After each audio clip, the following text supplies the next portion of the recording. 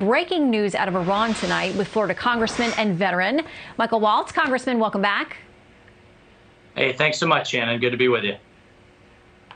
So the Washington Times reports it this way. Headline: Biden revives claim of being shot at overseas. They say it's a dubious claim and one that Mr. Biden usually tells when he's running for office. They also talk about him walking it back or qualifying or explaining it in the past, but it's getting attention because it's back. What do you as a veteran make of it? Yeah, I have no idea why he continues to kind of exaggerate his personal experiences, but it's been a long history of him doing this. This goes all the way back to the 1998 campaign when he had to drop out for plagiarism, for exaggerating his academic credentials. So I don't know, Shannon, honestly, I don't know how to explain it. There's some kind of insecurity here for never having served. Maybe perhaps when have done nothing but be a politician since your late 20s, hasn't built a business, hasn't served overseas, really it doesn't bring anything to the table except having been a politician, then maybe there's some kind of underlying insecurity to exaggerate what type of danger he's been in. Well, I know there have been requests into the White House for comments. I don't think we have seen one just yet on this latest comment from the president. I want to talk to you about breaking news tonight being reported by the Wall Street Journal. They say that under their headline, Iran UN inspectors find radioactive traces, raising fresh concerns. Goes on to say materials were found at sites where Iran had blocked inspections by the International Atomic Energy Agency. We've had admission from the Biden administration in recent days, too, that they are very fearful that Iran could have a nuclear weapon developed within months, maybe even weeks. What do you make of this headline tonight?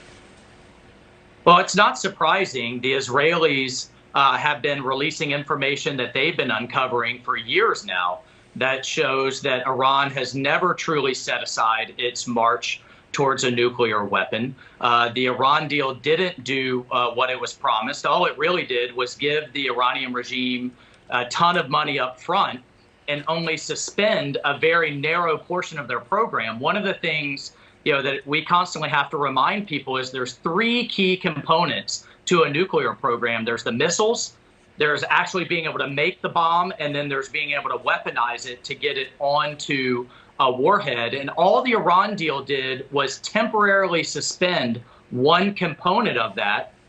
And the inspectors had to give notice months in advance. In fact, the Iranian regime rejected inspectors for 7 months last year, and they could only inspect certain sites. So, just by way of analogy, it's kind of like having a bank robber on parole, and the parole officer has to give a month's notice to go check their house and can only go check one bedroom.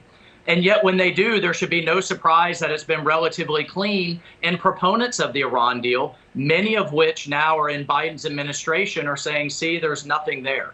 The deal was absolutely a farce. What I hope the Biden administration, his new Secretary of State, Blinken, his national security advisor and others have an open mind, look at the intelligence.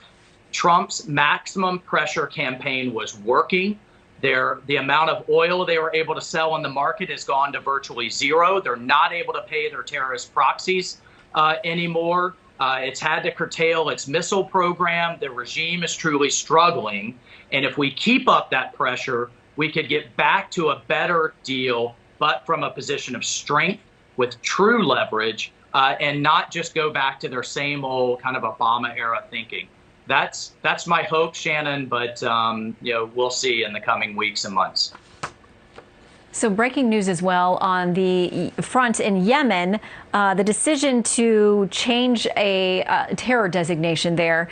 The New York Post says this: Biden's Yemen withdrawal will only embolden the terrorists. Says Biden's withdrawal from Yemen may have been intended as an olive branch to Tehran in anticipation of renewed diplomatic engagement, but it is unlikely the Iranian regime will respond reasonably to any such outreach when it senses weakness from the United States. So a terror designation changing, we're told that it is to help humanitarian efforts be able to get into that area. Others see it as a potential overture to Iran. What do you make of it? Well, it has been a brutal and difficult war, but the Saudis have made it clear that they want to get to a negotiated agreement. The UAE, the United Arab Emirates, who have been their partner in that effort, have made those same overtures. So I don't see this actually as a huge, tremendous shift here, although the Biden administration is messaging it that way. At the end of the day, the Houthis have launched missiles into Saudi Arabia. They have launched rockets and other drones and other types of attacks at airports and civilian targets at the UAE. They are behaving like a terrorist organization. They're backed by Iran. They've launched at international shipping. Shannon, this is kind of walks like a duck, talks like a duck. It's a duck. And I think this is some very kind of diplomatic, rhetorical shell gaming so that the Biden administration looks like it's doing something different. But a lot of these efforts were already underway in the last year or two, moving towards a resolution in Yemen. Congressman and veteran Michael Waltz, thank you for joining us tonight. All right, Shannon, we look forward to having you down in Florida soon, and go Bucks.